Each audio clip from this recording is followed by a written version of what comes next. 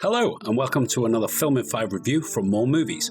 My name's Greg Fisher, and in this video I'm going to be talking about the 2021 action thriller Those Who Wish Me Dead, which stars Angelina Jolie and was co-written and directed by Taylor Sheridan.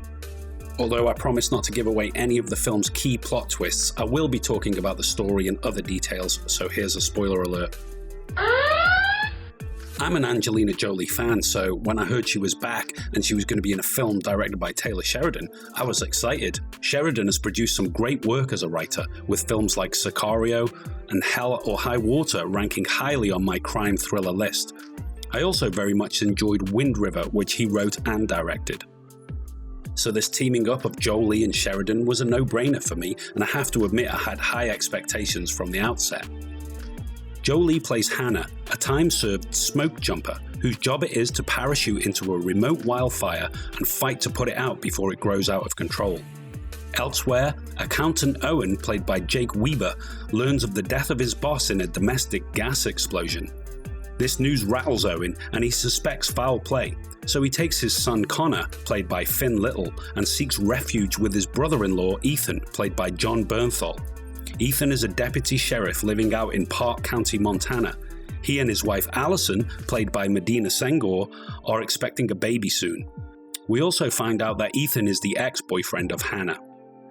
Before Owen and Connor can reach Ethan, they are ambushed by two assassins who work for the mob. The hitmen Jack and Patrick are played by Aidan Gillen and Nicholas Hoult, and we learn that they were responsible for the death of Owen's boss, and are now attempting to silence Owen and retrieve evidence he possesses that could incriminate their employer. So far, so clunky. This opening half an hour sets up the narrative, and we learn a little bit about each of the characters, but the focus is just too widely spread. There is no clear protagonist through which we can experience the events as they unfold. Instead, we get a meandering setup that is bedecked with obvious exposition and graceless dialogue. By this point, my inner alarm bells were ringing. Alarm bells are ringing, Willie. And so, Owen is killed in the ambush. But before Jack and Patrick can retrieve the evidence, Owen gives it to the young Connor and tells him to flee and deliver it to a TV station. Seriously? While all this is happening, Hannah is stationed in a fire lookout tower, haunted by the death of some young children that she failed to save from a previous blaze. As Connor wanders alone in the forest, he of course stumbles upon Hannah, and the rest of the movie is spent with Hannah attempting to get Connor to safety, whilst being pursued by Jack and Patrick, who start a massive forest fire in an attempt to smoke out their target.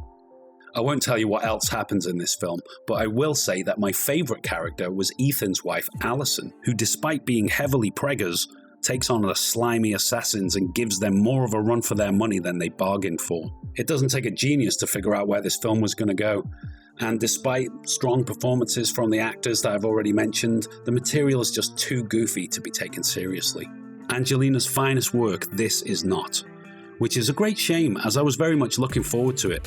Her character is just not believable. The anguish that she feels as a result of those she could not save could never be sated by helping this young tyke deliver his father's evidence to the media.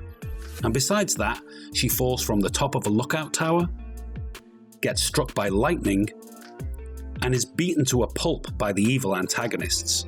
Yet she still comes limping through it all like John McClane bimbling out of a smoking Nakatomi Tower. That may have worked 30 years ago in Die Hard, but it just feels out of place in a modern film like this. I can only assume that these shortcomings are the result of Michael Carita and Charles Leavitt, who co-wrote the screenplay with Sheridan. His work has previously been very solid and devoid of any of this kind of obvious banality, and despite all the respect I have for Jolie as an artist and a humanitarian, For Those Who Wish Me Dead just didn't do it for me. As a piece of shiny action pap, this turd is rolled in a lot of glitter. But as we all know, if you don't have a great script, you don't have a great movie.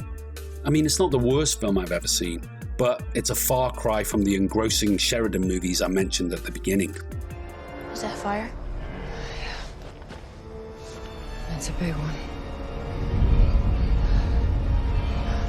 Well, that's it for this review. Don't forget to give us a like, comment, and subscribe to the channel, and I hope to catch you next time on another Film in 5 review. Until then, take care of yourself and keep watching more movies.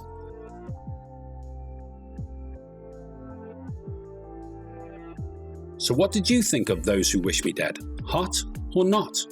Let us know in the comments below, and don't forget to like and subscribe right here on YouTube.